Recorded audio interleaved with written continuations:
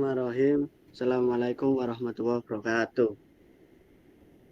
Kami dari kelompok Salam. 7 akan mempresentasikan laporan tugas kami tentang perancangan sistem e-commerce demi mensupport produk lokal dan memberantas produk palsu. Dan untuk anggota kami yaitu yang pertama ada Wahyu Cahya Dwi, kemudian ada Haji Krasan Fikri, dan yang terakhir yaitu ada Rahmat Fadli Arifin. Satu, pendahuluan. Latar belakang, e-bisnis telah menjadi kekuatan utama dalam perekonomian global, didukung oleh perkembangan teknologi informasi yang telah memunculkan internet sebagai fondasi bagi pertumbuhan industri e-commerce.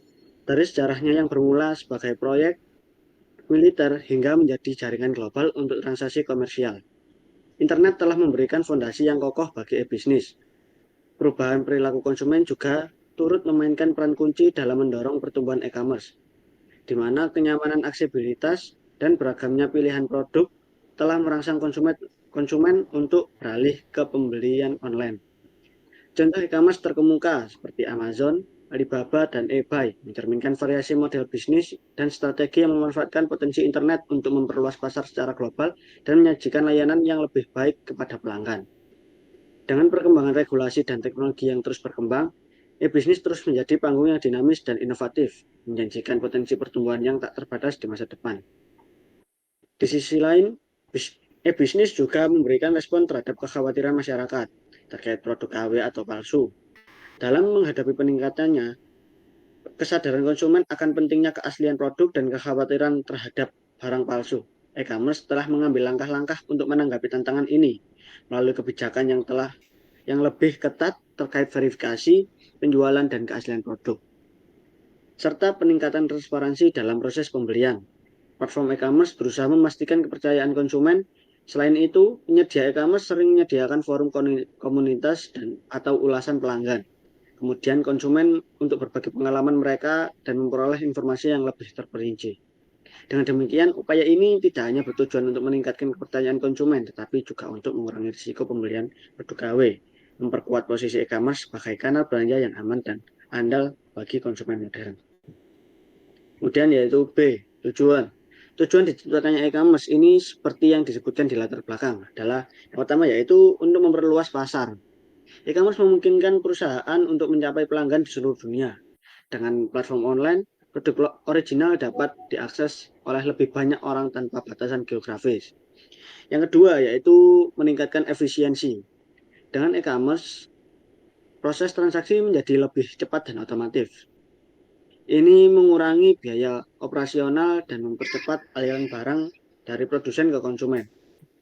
Yang ketiga yaitu kontrol kualitas. Penjualan barang original melalui e-commerce memungkinkan perusahaan untuk memastikan kualitas produk, informasi yang jelas, dan gambar produk yang akurat membantu konsumen memahami apa yang mereka beli. Yang keempat yaitu mengurangi biaya layanan.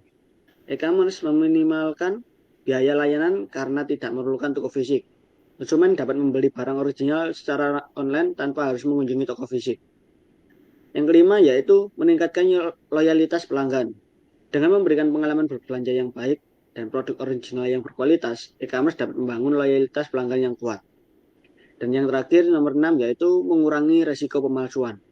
Dengan menjual barang original secara online, perusahaan dapat mengurangi resiko pemalsuan. Konsumen lebih percaya pada produk yang berasal dari sumber resmi. Kemudian yaitu C, yaitu landasan teori. Pertama, yaitu e-commerce. Menurut Kin, dalam arti sempit, e-commerce mengacu pada berbagai aktivitas komersial online yang berfokus pada pertukaran komoditas dengan metode elektronik, khususnya jaringan komputer oleh perusahaan, pabrik, pelaku industri, dan konsumen. Implikasi dari e-commerce mengacu pada kegiatan perdagangan komersial yang dilakukan dengan metode elektronik. Elektronikisasi perdagangan tradisional, sarana elektronik merujuk pada teknologi elektronik. Peralatan dan sistem termasuk telepon, televisi, faksimili, surel, pertukaran data elektronik, komputer, jaringan komunikasi, kartu kredit, uang elektronik, dan internet. Kegiatan komersial terdiri dari penyelidikan, penawaran, negosiasi, penandatanganan kontrak, pemenuhan kontrak, dan pembayaran. Yang kedua yaitu ada website. Menurut Arif, website diartikan sebagai salah satu aplikasi yang beragam dokumen multimedia di dalamnya yang menggunakan protokol HTTP dan untuk mengaksesnya menggunakan perangkat lunak yang disebut browser. Yang ketiga yaitu HTML.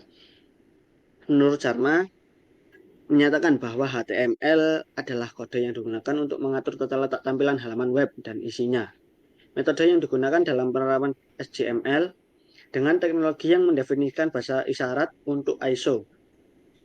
Kemudian D, yaitu metode pengumpulan data. Yang pertama yaitu ada metode observasi. Metode yang digunakan dalam laporan ini adalah metode observasi. Metode ini diterapkan dengan efektif dalam pengembangan aplikasi e-commerce.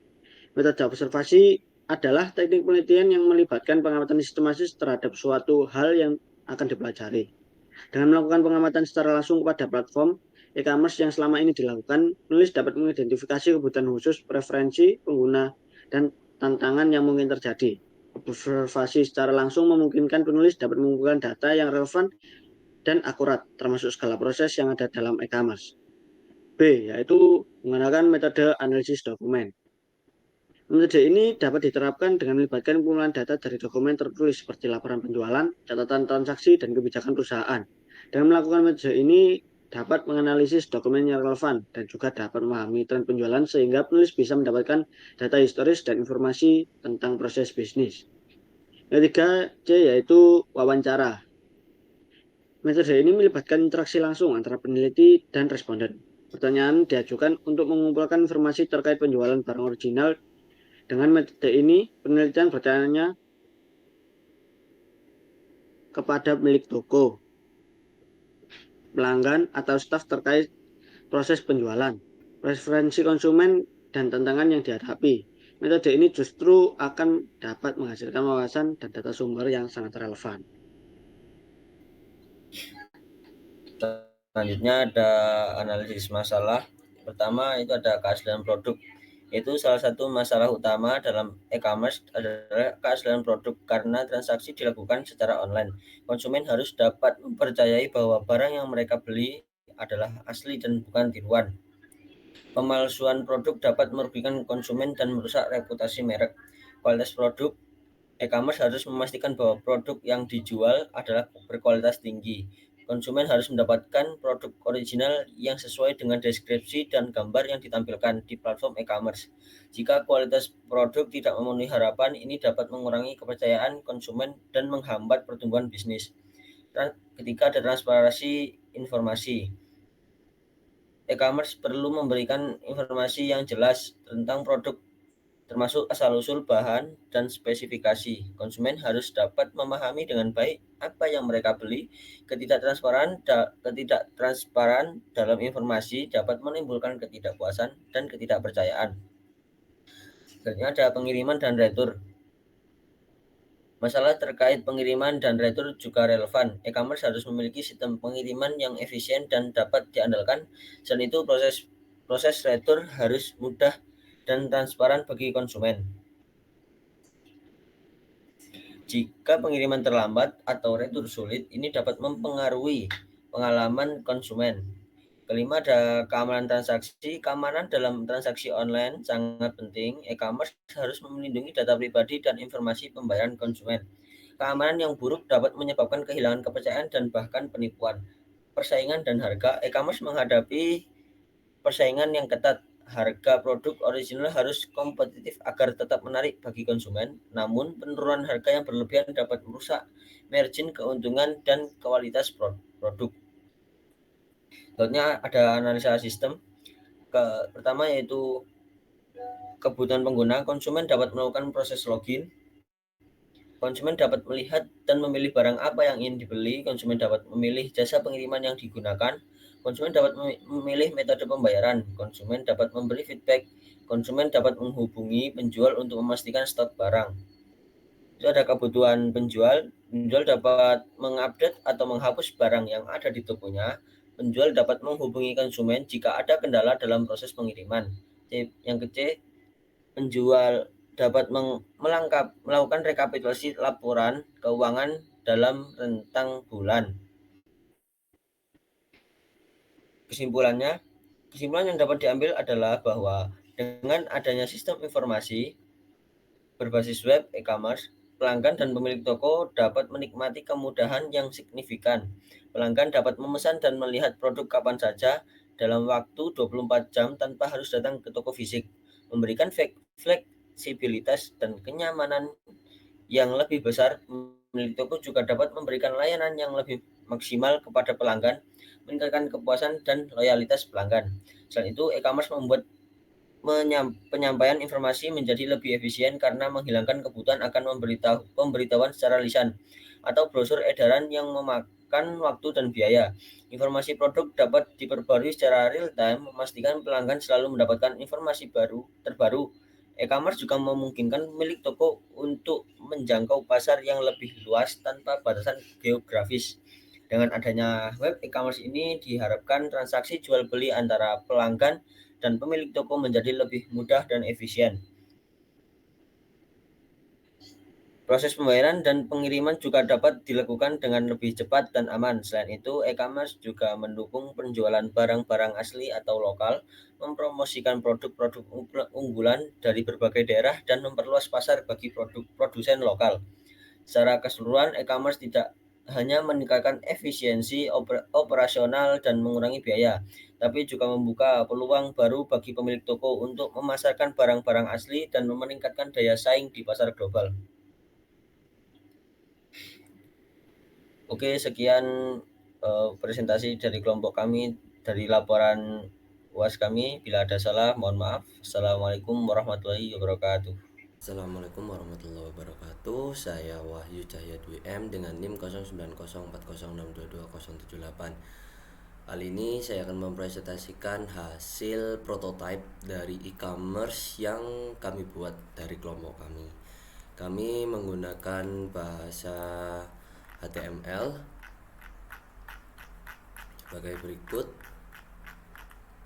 Kita menggunakan bahasa HTML untuk program prototype pada pengerjaan kelompok kali ini.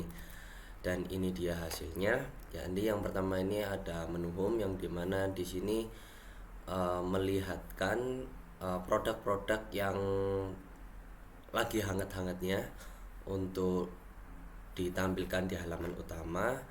Di sini juga ada beberapa produk yang sudah tercantum, dan di shop ini memiliki beberapa kategori, yakni ada kategori ya, terus details produknya, terus produk yang di check out, terus shopping cart dan konfirmasi. Shopping cart ini kayak keranjang.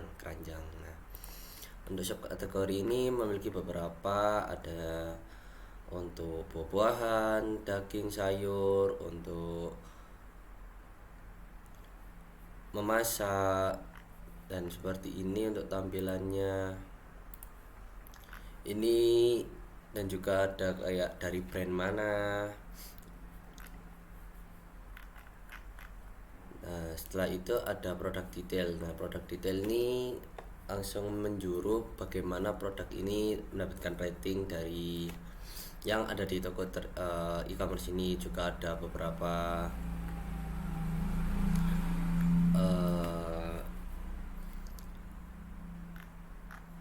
testimoni dari beberapa pembeli. Dan juga di sini ada produk yang mau di check out. Ini harus login dulu. Namun pada bagian login ini masih belum sampai menjurus ke database, jadi hanya sebagai prototype ini saja. Selanjutnya ada konfirmasi. Jadi di sini saya berikan contoh ketika ada pembelian di e-commerce kita. Terus di sini juga ada blog yang dimana bertujuan membahas suatu topik tentang beberapa lifestyle ataupun berita hangat tentang produk-produk yang sekiranya akan memiliki nilai harga jual yang bisa naik ataupun yang sedang turun. Dan juga di sini ada blog details, jadi lebih mengetahui tentang berita yang terjadi, kapan diuploadnya, sudah berapa ditonton, dan juga komen yang sudah ada dalam blog tersebut. Di sini ada page login, jadi di sini login dan juga ini tracking. Ini jadi kita mengetahui orderan kita itu bagaimana kelanjutannya, dan terus di sini juga ada kontak person. Ini saya berikan contoh beberapa. Jadi ketika ada problem ataupun yang dibingungkan, kita bisa menentukan nama kita, email kita, dan juga apa yang ingin kita laporkan. Seperti itu. Di sini juga ada halaman mencari untuk melihat produk kita. Namun seperti yang saya sebutkan tadi, bahwasanya ini masih belum sampai ke database-nya. Kita hanya menjelaskan sebagai prototipe untuk hasil visual dari e-commerce kita. Seperti itu. Mungkin itu saja yang bisa saya sampaikan, kurang lebihnya mohon maaf. Assalamualaikum warahmatullahi wabarakatuh.